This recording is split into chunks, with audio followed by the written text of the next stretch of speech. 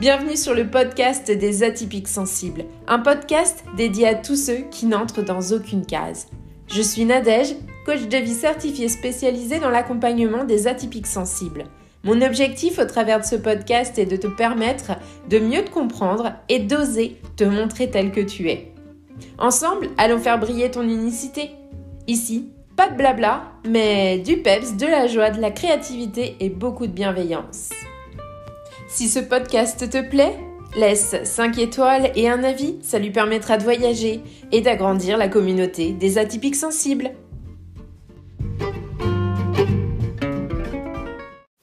Bienvenue dans l'épisode 50 du podcast des atypiques sensibles. Aujourd'hui, nous aborderons ensemble la dysthymie, la dépression et la dépression souriante. Vous allez voir que ces termes-là recouvrent différentes facettes de la dépression qu'on connaît parfois très mal. Et pourtant, pour mieux les vivre, pour mieux y faire face, il est vraiment essentiel de comprendre tout ça. Alors, on y va tranquillement. Déjà, j'ai envie de faire un point sur ce que veulent dire ces mots. Qu'est-ce que c'est la dysthymie ? La dysthymie, on en entend parler aussi sous le nom de trouble dépressif persistant. C'est ce qu'on peut aussi qualifier de dépression chronique. Ces symptômes, c'est quoi ? Alors, c'est des symptômes qui vont être moins sévères que ceux de la dépression majeure, mais qui vont durer plus longtemps, souvent des années. Les personnes qui sont atteintes de dysthymie, elles peuvent éprouver comme une espèce de tristesse constante, un manque d'énergie, toujours cette impression d'être tout le temps fatigué, des troubles du sommeil et bien entendu, ça va enclencher tout un tas de désagréments comme une faible estime de soi-même. Donc le tableau, c'est vraiment la dépression chronique, ça dure dans le temps, c'est très long, ça dure des années et il y a cet état constant qui s'installe. La dépression, on parle de trouble dépressif majeur, c'est une maladie mentale qui est caractérisée par la tristesse profonde et persistante, par une perte d'intérêt pour des activités habituelles, par des changements de poids ou d'appétit, des troubles du sommeil, de la fatigue, un sentiment de culpabilité ou cette impression d'être inutile. Puis aussi des troubles de la concentration, des pensées suicidaires, des pensées de mort. La dépression, vraiment, elle peut affecter gravement la capacité d'une personne dans son fonctionnement au quotidien. Donc, on le voit, la dépression, le trouble dépressif majeur, c'est vraiment des caractéristiques qui vont être très lourdes, très pesantes. Et puis, cette troisième chose dont j'avais envie de vous parler, c'est la dépression souriante. Je vois beaucoup d'atypiques sensibles qui sont concernés par cette dépression souriante. Alors, c'est un terme non médical. Médicalement, on n'appelle pas ça comme ça. Mais c'est un terme qui est de plus en plus utilisé, de plus en plus entendu pour décrire des personnes qui, même si elles sont dans une souffrance intérieure extrême, elles semblent heureuses et elles semblent fonctionnelles d'un point de vue extérieur. C'est-à-dire qu'elles peuvent sourire, sembler heureuses, sembler joyeuses, mais intérieurement, elles luttent contre une profonde dépression. Et ce type de dépression-là, il est particulièrement dangereux parce que il passe inaperçu. Même pour les proches de la personne, pour les collègues, pour les amis, pour les parents, pour les conjoints, les conjointes, en fait, on ne voit pas de l'extérieur que la personne est dans une grande souffrance. Comment on peut aider quelqu'un si on ne voit pas qu'il est dans une grande souffrance ? Ça reste difficile. Ces troubles de l'humeur, là, j'avais envie de vraiment faire le point avec vous là-dessus parce que c'est des troubles qui sont souvent retrouvés chez des personnes avec un profil neuroatypique. Les personnes à haut potentiel intellectuel, les personnes qui ont un trouble de l'attention, qui souffrent de dyslexie, dyscalculie, dysorthographie, etc. Mais leur sensibilité accrue et leur capacité introspective, elles peuvent vraiment les rendre plus susceptibles de souffrir de dysthymie ou de dépression, souriante ou pas.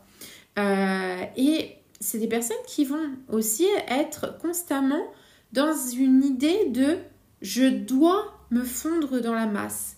Je dois réussir à entrer dans le cadre. Donc, c'est des personnes qui vont être sans arrêt en train d'essayer de s'adapter, de se suradapter.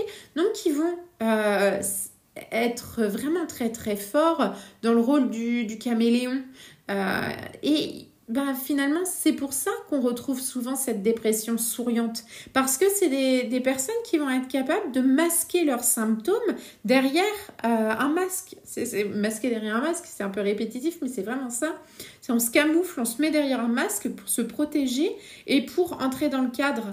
On se suradapte, quitte à s'épuiser, à ne pas montrer que ça ne va pas, à ne pas se faire soigner, à s'oublier totalement. Donc il y a vraiment ce côté-là sur lequel il faut être hyper attentif et c'est vraiment, vraiment important d'en prendre conscience. Une personne dépressive n'est pas forcément une personne qui passe sa vie sous la couette et qui ne fait rien. Il y a ce côté où on peut avoir une grande capacité à s'adapter, à se suradapter et où on montre quelque chose qui ne reflète pas notre état intérieur. Alors, il y a des avantages à reconnaître et à comprendre ces troubles-là. C'est qu'on va être plus enclin à reconnaître les signes pour intervenir de façon précoce et aider les personnes à mieux gérer les symptômes, à mieux gérer ce qui se passe. Et même pour nous-mêmes, si on ne connaît pas, on ne sait pas de quoi on parle, on ne va pas être capable de détecter qu'on entre dans cette spirale infernale.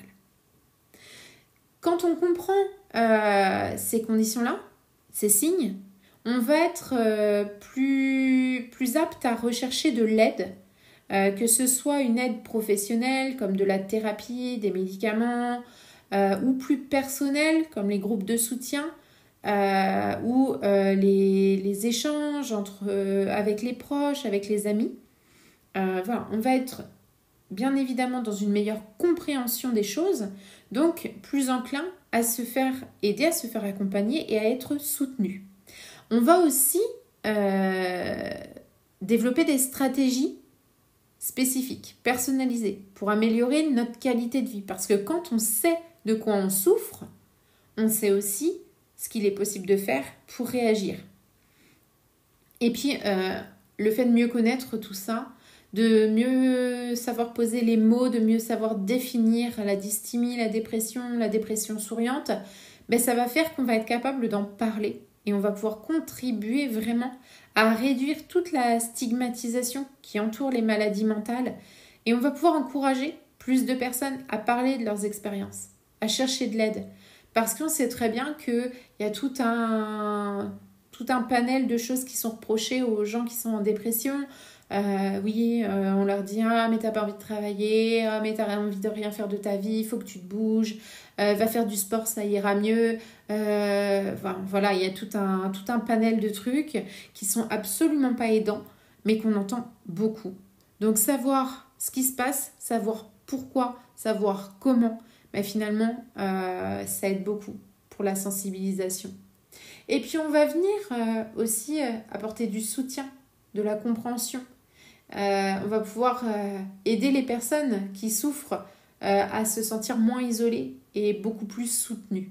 Et ça fait toujours du bien quand on veut sortir d'une maladie mentale, qu'on veut revenir à une vie plus classique, se sentir moins isolé, se sentir soutenu, c'est quelque chose d'essentiel. Pour mieux vivre avec ces troubles-là, il y a quelques petites choses qui sont indispensables. Déjà, il va falloir absolument chercher le soutien d'un professionnel qualifié. Que ce soit un thérapeute ou un psychiatre, on va devoir chercher à obtenir un diagnostic précis pour pouvoir avoir un traitement adapté à nos besoins. Il ne s'agit pas d'aller voir monsieur et madame tout le monde, d'en parler et d'avoir un autodiagnostic. Non, c'est hyper important. De faire le chemin dans le bon sens pour pouvoir guérir correctement. On ne va pas garder tout ça pour nous. On va en parler autour de nous. On va exprimer nos émotions. Si on n'a personne à qui en parler, l'écriture, ça peut être un bon moyen de s'alléger. On va aussi, si vraiment on en a la force, parce que là encore, ça reste du cas par cas, mais essayer d'adopter une routine qui soit saine. Intégrer des petites habitudes dans notre quotidien. comme se préparer au moins une fois par jour un repas équilibré et sain. Essayez de sortir, marcher quelques minutes, faire peut-être même de l'exercice sur chaise, on s'en fiche, mais vraiment essayez de bouger un petit peu. Et puis essayez d'avoir des horaires de sommeil réguliers, comme on ferait pour un enfant. Vraiment, c'est hyper important parce que on perd vite nos repères quand on souffre de dépression ou de troubles dépressifs. Et il va être important de petit à petit venir les remettre là. Il va falloir aussi travailler sur la régulation du stress, sur la régulation de notre humeur générale. Pour ça, la pratique de la méditation, que ce soit de la méditation en mouvement ou autre, il y a plein de techniques. Il ne faut pas s'arrêter à la première qu'on essaie et se dire non, c'est pas pour moi. Ou la pleine conscience, faire les choses en pleine conscience. Tout ça, ça peut vraiment jouer, réguler le stress. Et il va falloir aussi éviter l'isolement. Même si, on le sait, quand on a un trouble dépressif, quand on a une dépression, on n'a pas trop envie de voir des gens, on n'a pas trop envie d'interaction sociale. Mais c'est ce qui va nous permettre de rester connectés avec le monde. Et justement, de casser ce cercle vicieux qui nous dit je n'ai pas de connexion avec les autres, je ne sers à rien, je suis inutile, donc je peux me permettre de disparaître. Et c'est là où, éviter l'isolement, ça va avoir vraiment un impact très important sur ce cercle vicieux qui peut s'installer. On va venir le casser en montrant que des personnes pensent à nous, que des personnes sont là et qu'on est important pour le monde qui gravite autour de nous. Il y a un petit exercice, un collage thérapeutique que j'aime beaucoup, qui permet d'exprimer son état émotionnel intérieur. Alors ça, qu'on soit en trouble dépressif ou non, parfois on a juste un petit coup de mou. Cet exercice, il fait vraiment du bien. Peu importe l'état dans lequel on se sent, il va falloir juste rassembler des magazines, des ciseaux, de la colle et une feuille de papier ou une page de carnet de journal. Ça marche très bien aussi. On va aller rechercher, en feuilletant les magazines, des mots, des images. On va les découper. Ces mots et ces images, ils vont devoir résonner avec nos émotions actuelles. Il ne suffit pas de réfléchir, c'est totalement inutile, donc ça c'est plutôt bien parce que quand on a un coup de mou, qu'on ne se sent pas bien ou qu'on est en période de dépression, on n'a pas trop envie de réfléchir. Donc on va se laisser guider par ce qui vient. Et on va créer notre collage. Une fois qu'on a récupéré ces mots, ces images, ces couleurs, on va prendre notre feuille de papier ou notre carnet et on va disposer et coller les images et les mots qu'on a choisis. Là encore, on ne réfléchit pas, ça ne sert à rien. On va laisser libre cours à notre créativité sans vraiment se soucier du résultat final. On n'est pas là pour faire une expo à la fin. C'est quelque chose qu'on fait uniquement pour nous. C'est pas censé être joli, c'est censé être représentatif de notre état interne.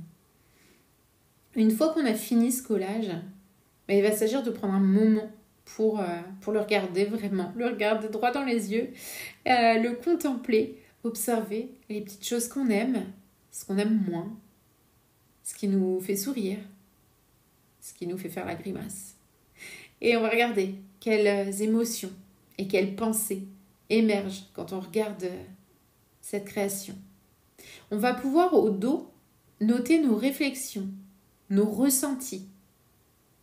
Et si on en a envie, on va pouvoir les partager avec une personne de confiance. Et c'est ce que je vous invite à faire en réservant un appel totalement gratuit, qui n'engage à rien d'autre qu'à venir le jour J. C'est un petit cadeau que je vous offre, 30 minutes d'échange avec moi. Si vous faites cet exercice et que vous avez envie de partager avec une personne qui sera à l'écoute, dans la bienveillance et pas du tout dans le jugement, mais vous pouvez aller cliquer sur le petit lien dans la description et réserver votre appel. Je serais ravie de partager ce moment avec vous. Je vous remercie vraiment beaucoup d'avoir suivi cet épisode où on a exploré des choses variées qui concernent tout ce qui est troubles dépressifs, la dysthymie, la dépression souriante, la dépression. J'espère que vraiment ces informations que je vous ai partagées vous seront utiles. Je vous invite à me rejoindre dans le prochain épisode qui sera disponible d'ici 2 semaines. On continuera encore une fois à aller explorer les multiples facettes des atypiques sensibles. N'oubliez pas de partager ce podcast s'il vous a plu, de lui mettre 5 étoiles ou un avis suivant la plateforme d'où vous m'écoutez. Prenez soin de vous et à bientôt.